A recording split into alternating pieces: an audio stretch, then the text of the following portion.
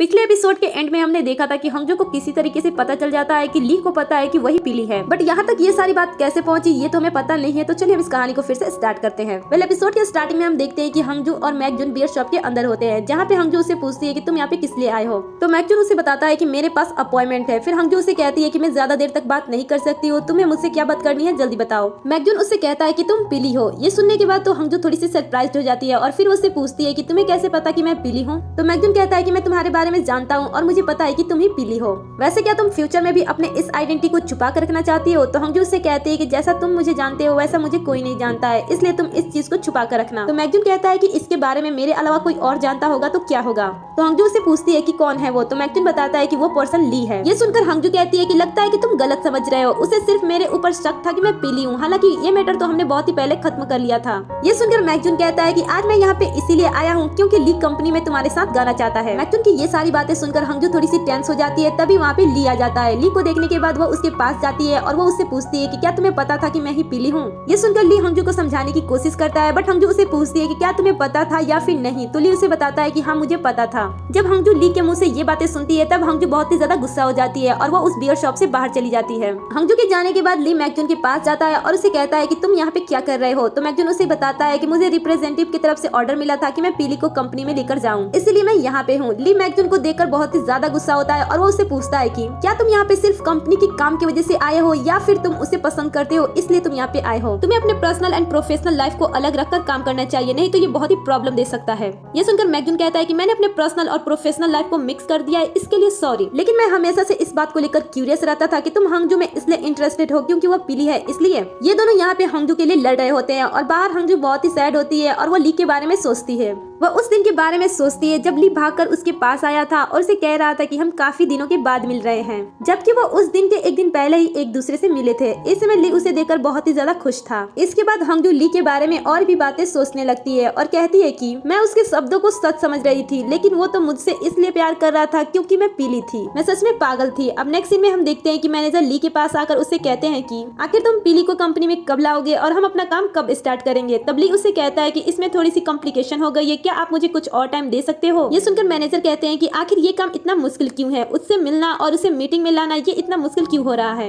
इसके बाद मैनेजर ली से पूछते हैं कि तुम्हें सेना से मिलना था, क्या तुम उससे मिल लिए। तब ली कहता है कि नहीं, इसलिए मैनेजर उठकर उसे पीटते हैं और कहते हैं कि वो लड़की तुम्हारे लिए इतना ज्यादा मेहनत कर रही है और तुम उससे मिले भी नहीं, तुम यहाँ से अभी जाओ और अभी जाकर उससे मिलो। जैसे ही ली बाहर जाता है उसे वहाँ पे सेना मिल जाती है और ये दोनों आपस में बात करने लगते हैं। सेना किसी भी तरीके से पीली का शौक उससे चाहती है, इसलिए वो यहाँ पे आई थी, बट ली उसे कहता है कि तुम ये अपना सपना देखना छोड़ दो क्योंकि पीली का शौक तुम्हें नहीं मिलेगा। इसके बाद ली यहाँ से चला जाता है। फिर हम ली को उसके असिस्टेंट के साथ देखते हैं। यहाँ पे असिस्टेंट उससे कहता है कि आखिर आप पीली को कंपनी में क्यों लाना चाहते हो, और अगर आप कंपनी में रोमांस करोगे तो आपके बारे में सबको बाहर पता चल जाएगा, और वैसे भी अगर आप पीली को कंपनी में लाते हो तो आपकी एक्स गर्लफ्रेंड और करंट गर्लफ्रेंड एक ही साथ कंपनी में होगी। ये सुनकर ली असिस्टेंट से कहता है कि क्या तुम अभी कोई कोरियन ड्रामा देख रहे हो। तो असिस्टेंट से कहता है कि नहीं, बस मैं आपके सिचुएशन पे हंस रहा हूँ। अब हम ह्यूंग को उसके कंपनी में काम करते हुए देखते हैं, जहाँ वो ली के वीडियो को देखकर हंस रही होती है। तभी उसके सीनियर्स वहाँ पे आ जाते हैं और आज हंगजू का यहाँ पे लास्ट दिन होता है, इसलिए इसके सीनियर्स इसे पार्टी करने के लिए बियर शॉप में लेके जाते हैं, जहाँ पे अचानक से ली भी आ जाता है। ली को देखने के बाद हंगजू थोड़ी सी अनकंफर्टेबल होती है। तो सीजन कहते हैं कि जब ज्यादा लोग ड्रिंक करते हैं तो बहुत ही ज्यादा मजा आता है, इसलिए मैंने इसे बुला लिया। ली हंगजू के पास जाकर उसे हेलो कहता है। तब हंगजू कहती है कि मुझे नहीं पता था कि तुम भी यहाँ पे आने वाले हो। तो ली कहता है कि मुझे यहाँ पे सडनली बुलाया गया था। यहाँ पे ये दोनों एक दूसरे को देखकर अनकंफर्टेबल महसूस करते हैं। यहाँ पे ये सारे लोग मिलकर हंगजू की फेयरवेल पार्टी करते हैं, जिसमें सीजन बहुत ही ज्यादा ड्रिंक कर लेती है, इसलिए हंगजू उसके लिए मेडिसिन लाने के लिए बाहर जाती है। तो ली भी उसके पीछे चला जाता है। अब हम बियर शॉप के बाहर देखते हैं, जहाँ पे हंगजू खड़ी होती है, और जब ली हंगजू के पास जाता है तब हंगजू उससे कहती है कि मुझे लगा था कि तुम मुझे पसंद करते हो। इस पे ली कुछ कहने जा ही रहा होता है, तभी हंगजू कहती है कि पहले मुझे कह लेने दो, तुमने मेरे साथ जो कुछ भी किया क्या ये मजाक था। तो ली कहता है कि नहीं। तो हंगजू कहती है कि अगर ये मजाक नहीं था फिर तुमने ऐसा क्यों दिखाया कि तुम्हें मेरे बारे में कुछ नहीं पता है। तो ली कहता है कि मुझे लगा कि मैं तुम्हें दोबारा नहीं देख पाऊंगा, अगर मैं तुम्हें सच बता देता कि मुझे पता है कि तुम पीली हो तो तुम भाग जाती और मैं तुम्हें कभी नहीं देख पाता, इसलिए मैंने तुम्हें नहीं बताया, इसके लिए आई एम सॉरी। ये सुनकर हंगजू कहती है कि मुझे इसके बारे में कुछ नहीं पता था, मुझे कुछ नहीं पता था कि कौन सच कह रहा है और कौन झूठ बोल रहा है। मैं सच में इसके बारे में कुछ नहीं जानती थी और ना ही जानना चाहती हूँ। मुझे लगता था कि मैं बेवकूफ हूँ। एक इंसान अचानक से अच्छा बन जाता है और मुझे प्रपोज करता है और इन सारी चीजों के पीछे उसका मकसद होता है। ये जो कुछ भी तुमने मेरे साथ किया ये मेरे लिए बहुत ही अननोइंग था, इसलिए मैंने ये उम्मीद की कि तुम मुझे अब दोबारा बेवकूफ ना बना पाओ। और ये कहकर हंगजू वहाँ से चली जाती है।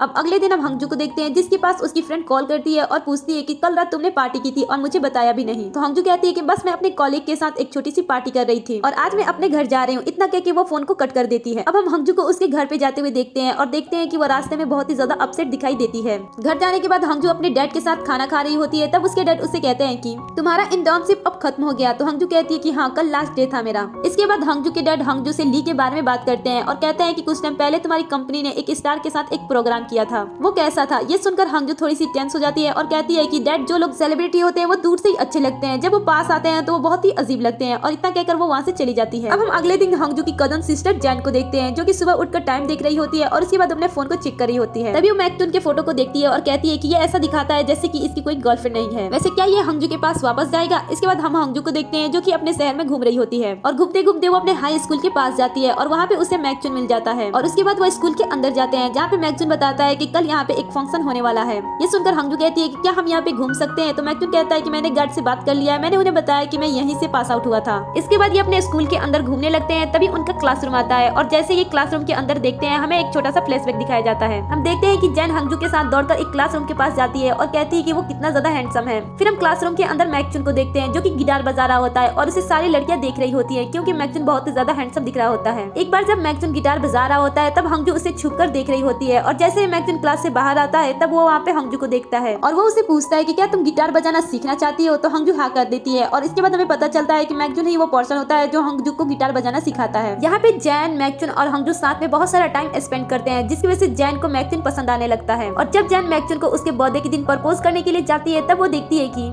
इन दोनों को एक साथ देखकर चैन यहाँ से चली जाती है। इसके बाद हम इन दोनों को घर जाते हुए देखते हैं, जहाँ पे मैकचुन हंजू से पूछता है कि तुमने अपनी पढ़ाई के लिए इसे क्यों चूज किया है। तो हंजू कहती है कि इस जगह से मुझे स्कॉलरशिप मिल रही है, इसलिए मैं इस जगह पे जा रही हूँ। वैसे तुम कहाँ पे जाने वाले हो? तो मैकचुन कहता है कि मैं अब्रॉड जाने वाला हूँ। ये सुनकर हंजू थोड़ी सी सैड हो जाती है। हंजू को इस तरीके से देखकर मैकचुन कहता है कि तुम टेंशन मत करो, हम एक दिन फिर से मिलेंगे। और इसके बाद वो हंजू को गिटार पिक देता है और कहता है कि इससे ही तुम गिटार बजाना। तभी वहाँ पे फिर से जैन आ जाती है और इन दोनों को एक साथ देखकर फिर से वो वहाँ से चली जाती है। अब नेक्स्ट डे हम जैन को देखते हैं, जो कि सफाई कर रही होती है। तभी मैकचुन और उसके दोस्त वहाँ से गुजरते हैं। वो आपस में बात कर रहे होते हैं कि तुम्हें इतने अच्छी जगह से मौका मिल रहा है, तो तुम वहाँ पे क्यों नहीं जा रहे हो? वहाँ पे कई सारे लोग जाने का सोचते हैं लेकिन जा नहीं पाते हैं, बट तुम्हें मौका मिल रहा है तो तुम वहाँ पे क्यों नहीं जाना चाहते हो? तो मैकचुन कहता है कि बस यूं ही मैं वहाँ पे नहीं जाना चाहता हूँ और इसके बारे में तुम सब हंजू को बिल्कुल भी मत बताना। अगर ऐसा तुम सब करोगे तो हमारी दोस्ती बीच में ही टूट जाएगी। इनकी ये बातें जैन भी सुनती है और उसे ऐसा लगता है कि मैकचुन अपने लाइफ के ऑफर को हंजू की वजह से छोड़ रहा है। इसलिए वो हंजू के पास जाती है और उसे बहुत सारी बातें सुनाती है और वो कहती है कि तुम्हारी वजह से मैकचुन अपने लाइफ के ऐसे डिसीजन को छोड़ रहा है। आखिर तुम्हारे पास जो भी पर्सन रहता है, तुम उसके साथ ऐसा क्यों करती हो कि वो अपने लाइफ को जीना ही छोड़ देता है। नेक्स्ट सीन में हम देखते हैं कि हंजू अपने घर पे आकर मैकचुन के बारे में सोचती है और उसे ऐसा लगता है कि मैकचुन अपने लाइफ के डिसीजन को उसकी वजह से चेंज कर रहा है, इसलिए हंजू उसके नंबर को ब्लॉक कर देती है। इधर मैकचुन उसे बार बार कॉल करने की कोशिश करता है, बट उसका कॉल नहीं लगता है। नंबर ब्लॉक करने के साथ हंजू उसे स्कूल में भी इग्नोर करने लगती है और ऐसे वो काफी दिनों तक करती है। इस बीच मैकचुन के जाने का समय हो जाता है और वो जाने लगता है। वो लास्ट टाइम तक सोचता है कि शायद हंजू उसे आकर मिले, बट हंजू उसे नहीं मिलती है और वो अपने पेरेंट्स से मिलकर अब्रॉड चला जाता है। अब यहाँ पे उसे एक दिन यूट्यूब की तरफ से एक नोटिफिकेशन आती है और जब वो उस नोटिफिकेशन को ओपन करके देखता है, तब उसमें पीली की वीडियो होती है। यहाँ पे तो हंजू का फेस दिखाई नहीं देता है, बट मैकचुन उसे